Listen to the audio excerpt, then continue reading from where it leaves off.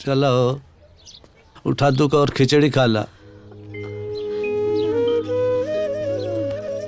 हमार तन को मन नहीं के ना खाए। पगला गई लो का? देख लो ना डॉक्टर काका ना बिना कुछ खैले दवाई ना खाए के। हम कैसे उठी? हमके तन को ताकत नहीं के। कोनो बात ना, हम तो के उठा खिया देते। चला उठा तो आराम से।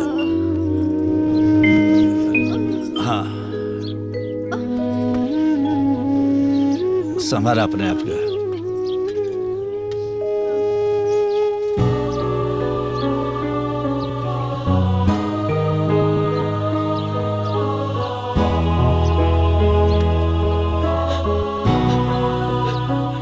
कितना आभारी है। हमके रवा की सेवा करे के चाहिए तो रवा हमार सेवा करता नहीं। हम कहाँ भरम जी? पगला गए लो का? हैं? जब पत्नी पति के सुख दुख में खड़ा रहे सेवा कर ले तो का पति पत्नी के दुख में खड़ा ना रही? हैं? वो काम ना आई? अरे जब पूत का पुत निकल जाना सना तो ई दिन देखे के पड़ेला। ला खा।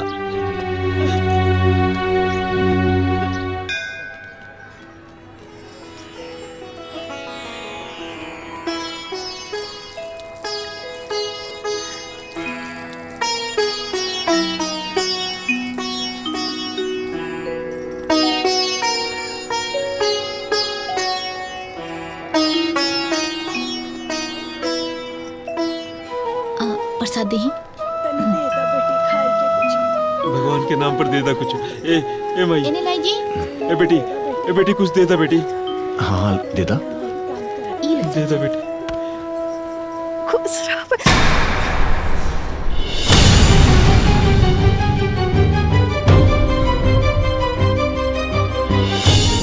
माई अरे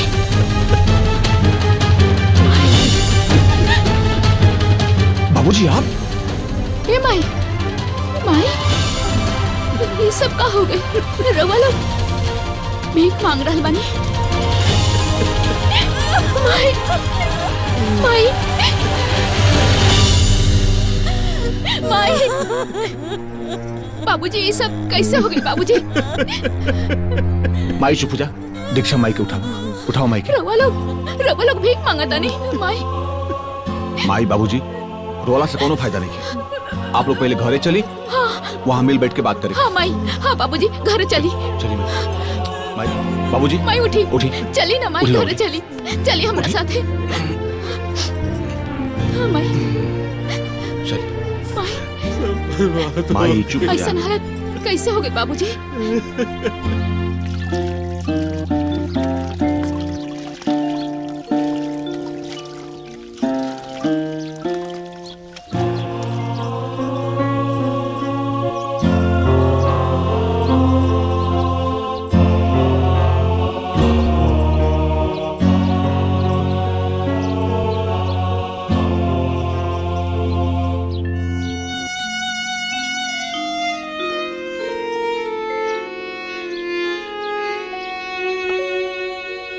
बाबूजी खाई ना। माई जौन भइल तौन भइल, चिंता मत करा। रउआ परेशान मत हो कि सब ठीक हो जाए। हाँ बाबूजी सब ठीक है ना? बिल्कुल चिंता मत करा। माई देखी त कैसन बनल बा। इला बाबूजी खाई ना।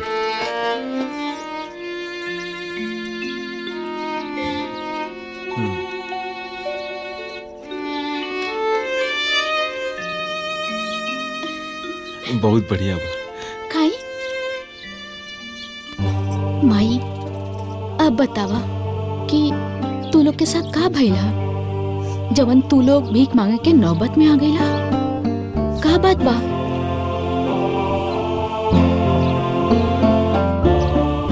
माई शांत हो जा। माई चुप हो जा। माई शांत हो जा। शांत हो जा। सब ठीक हो जाए माई। वह दिन तो हम लोगन चली आइला।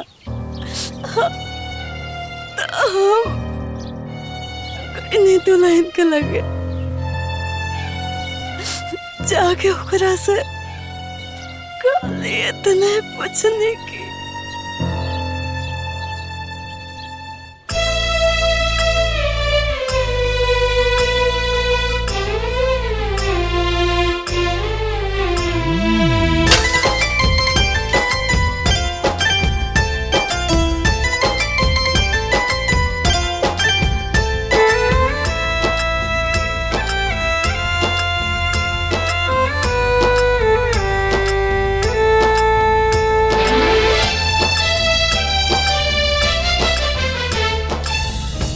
मंदिर के सामने बैठ के भीख मांग के अपन भूख मिटावत रहने।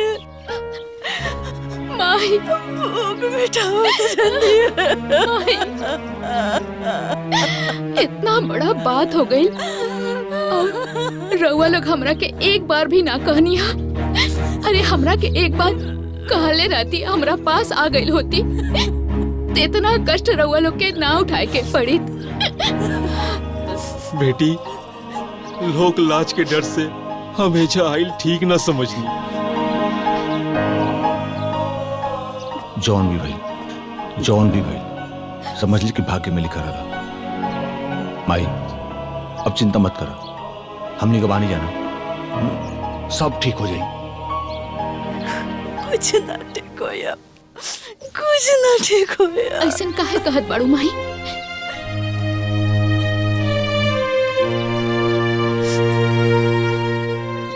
हमरा करम के भोग डंडा हम जैसन कैले बादी ना वो भोग तानी आज हम। और मैं केहू का कोनो दोस्त नहीं के, केहू का कोनो दोस्त नहीं के ना हमरे भाग के जैसन कैले बादी ना वैसा पावतानी। ऐसन काहे? मैं केहू का दोस्त नहीं के ना तो हमरे भाग के और ना ही हमरे बेटा बहू के। ये हमारा हमरे करम के दोस्त। ए माई ऐसन काहे बात करत अनु? रउआ संगे का गलत भइल हा? ना ये बेटिया तोरा ना समझ में आवता, बाकी हमरा सब समझ में आ गए, सब समझ में आ गए। अरे हम जाने दोनों के उल्टा सीधा पट्टी पड़ा के तोरे सास ससुर के खिलाफ भड़काउने। राउर पीठ पीछे जब रउआ ना रहली ना तो हमरे बिटिया के ऐसन दुर्दशा करेली ना, खाली दुर्दशा ना करेली, खूब चाहेली। हमरा वजह से तोरे परिवार में कलेश हो गए। वो दोनों लोग के आपन गलती दूसरा के ऊपर मत उठाई तो बुरा हो गई। मतलब हम अपन मेहरारू से प्यार ना करें। अपराध आज वही करो के सजा हमरा के हमरे बेटा बहू से मिलल है, बेटा बहू से मिलल है। मारी हमरा के झापड़ मारी ना हमरा के झापड़। बिटिया हम तोरा सास ससुर के दोषी है, हम उनका से मिल के माफी मांगल चाहते हैं। हमरा के उनका से मिला दे। हम बहुत बड़ी पापी नहीं रे। भाई मैं चुप हो जाऊं। हाँ माई ठीक कहा तारू। आवा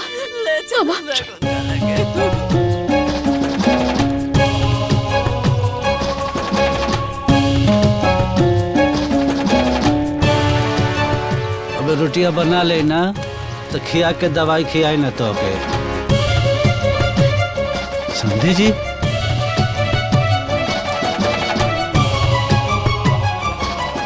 समझी जी समझन जी रउआ कब अली ना? अच्छा रुकी हम पानी लेके आवता नहीं। अरे ना भाई, समझी जी हमनी के शर्मिंदा मत करी।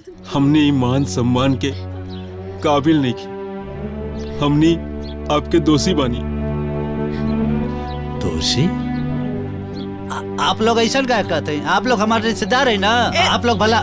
सही कहता रे, जो भी कहता रे, कुछ सही कहता रे। रउआ लोग के साथ जवन कुछ भी भइल बा ओकर जिम्मेदार हमने के बानी। हमने के संतान मोह के कारण आज रउआ सब इस दशा में आ गई ने। अपने बिटिया दामाद के उल्टा सीधा पट्टी पड़ा के भड़काउनी रउआ सब के खिलाफ, जौना से रउआ सब के बेटा पतो रउआ सबसे अलग हो गए ने। रउआ सब लोग इतना दुख भोगनी, इतना कुछ सहनी, सबके जिम्मेदार हम माने। समझी जी हमरा के माफ कर दी ना, हमरा से बहुत बड़ी गलती हो गई, माफ कर दे। रउआ अपन मन छोटा मत करी, मत रोई। जौन भाग्य में लिखल रहेला वो होके रहेला, मिट ना सकेला। कहल जाला ना, भाग्य मटी सके ना त्रिपुरा। जौन भाग्य में लिखल रहेला वो होके रहेला। माँ जी हमरा के माफ कर दी, माफ कर दी, हमरा के माफ कर दी बाबूजी। हमरा से बहुत बड़ गलती हो गई। हम रिश्तों के कीमत ना समझ पौनी। माँ जी हमरा के माफ कर दी। तनी खिचड़ी बना दे तू, तोरे सास के दवाई खिया के। हम काहे बनाई? रउआ के बानी हमार?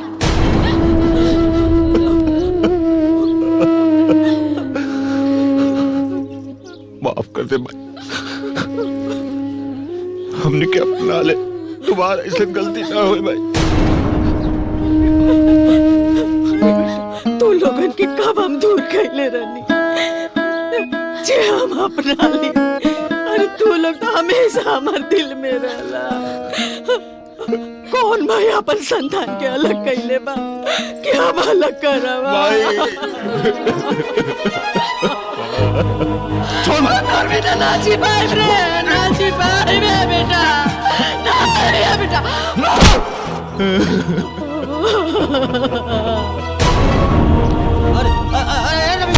अरे रवि भाई, डॉक्टर साहब।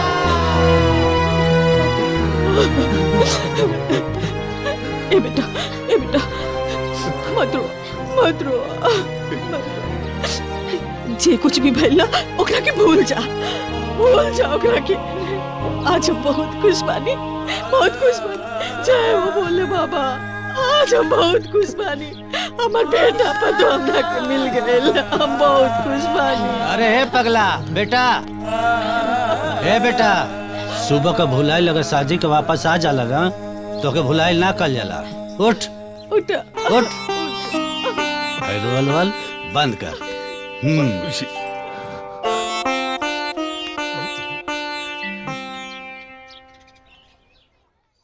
समझी साहब, जे जैसे करेला वैसे ही भरेला, जैसी करनी वैसे ही भरनी। कर्म के फल ऐसे भोग के जाए के पड़ेला। हमनी के बेटा बहू हमनी के घर से निकाल देले बा, हमें उ लोगन के दोस्त नहीं खे, दोस्त हमनी के कर्म के बाटे। सही कहता नहीं आप लोग, हमने के जवन कहनी जा ये लोग के साथे आज हुआ कुल हमार बेटा पतो हमने के साथे कहले। आज हमने घर से बेघर हो गए। नहीं अरे महाराज देखी महाराज, चिंता मत करिए, आज के बाद ना दोनों प्राणी का घर ही है। का हो? हाँ, ये रहा। लेकिन हमारे एक शर्त पर। कैसन शर्त? अगर हम यहाँ रहब तो हमर सारा जमीन जायदाद दामाद के अब बिटिया के नाम कर दे। अरे महाराज जी का कहता नहीं, ठीक ना? काहे ना ठीक हो? ठीक कहता नहीं। आखिर उन लोग के भी तो पता चले के चाहिए कि घर के गार्जियन के नियादर कैला से का सबक मिलेला। ई जौन कुछ भी भइल बाटे ना, सिर्फ और सिर्फ तहरा वजह से भइल बाटे। ना तू माई बाबूजी के हमरा घर से बाहर निकल तू, नहीं जोर जमीन जायदाद जाके बहन के लिखी तू गइल नू सब संपत्ति हाथ से। अरे हम तो गलत करत रहनी, तो रउआ का करत रहनी? हाँ, जब हम घरे से निकालत रहनी तो आपू अजय रहनी ना, तो रउए रोक लेती, हम काहे रोकब? हाँ, हम तो बहू बानी, दूसर घर से आयल बानी। रउआ तो सगा बेटा रहनी ना, कबो मना कईनी कि ई सही है ई गलत है।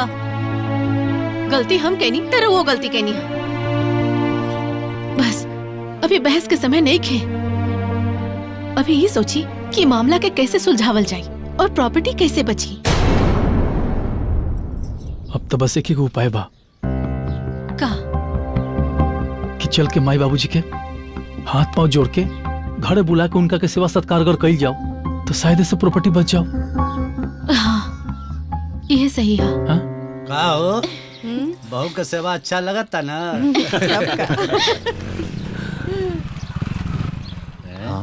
अरे तू ऐजा का करे आयल बड़े? अब तक घर से निकालिए देले बारा, का यहू से निकाले बदे आइल बारे कारा। ऐसे मत बोल भाई, हमके माफ कर दे भाई, हमसे बहुत बड़का भूल हो गया भाई। हम तेरे साथ जन कहले बानी अगर अफसोस बहुत होता भाई। हमके माफ कर दे भाई, बाबूजी हमके माफ कर दो प्लीज। माँ जी बाबूजी हमने के गलती सुधार के एक मौका दे दी। हम रउआ लोग की सेवा करके पश्चाताप करे के चाहता नहीं। माँ जी हमके माफ कर दी माँ जी। रउआ लोग अपन घरे चली ना। हमने के वजह से तू लोग कितना दर दर के ठोकर खाए के पड़ल भाई, कितना दुख तकलीफ तू लोग उठेले पड़ल भाई। हमके माफ कर दे तू बाबूजी, वो लोग घर वापस चले प्लीज बाबूजी, प्लीज भाई। अब हमनी के वापस ना जाए के हा। ऐसे मत बोली बाबूजी, यहाँ से ना चाहिए हमनी के धन संपत्ति जड़ जमीन कुछ भी ना चाहिए बाबूजी। बस बाबूजी तू लोग सेवा करके मैं जिंदगी भर बाबूजी। माँ जी बाबूजी, बाबूजी के समझाई ना, समझाओ ना जी। हाँ जी समझाई ना। समझी जी, जायदी माफ कर दे। बच्चा बाड़न सर, गलती हो गई, देखा न कितना पछताता सर। समधिन जी माफ कर दी नहीं लोगन के। वैसे भी लड़का लोगन के बात के ज्यादा बुरा ना माने के चाहिए। माफ कर दी बाबूजी, जिसे हम रउआ लोग के बेटी बानी, भाभी में तो रउआ लोग के बेटी बाड़ी ना। देखी ना कितना उदास बाड़ी, कितना दुखी बाड़ी। इनका के इनके गलती का एहसास हो गई बा। माफ कर दी बाबूजी, माई माफ कर दी, भैया भाभी के माफ कर दी ना बाबूजी। हाँ बाबूजी। माँ जी अरे बेटी, जैसे हमने कमाई और बाबूजी हम दोनों के माफ कर दे ली। हमने के एक बार सुधरे का मौका दे ली। ई लोग के भी एक बार माफ कर दी और सुधरे का मौका दी। समझाई ना। ठीक बा, दोबारा ऐसा गलती ना होके के चाहिए। बाबूजी ना हुई कभी गलती है बाबूजी, अब कभी गलती ना हुई बाबूजी प्लीज। घर चले बाबूजी प्लीज। माफ कर दी ना माँ जी, माफ कर दी।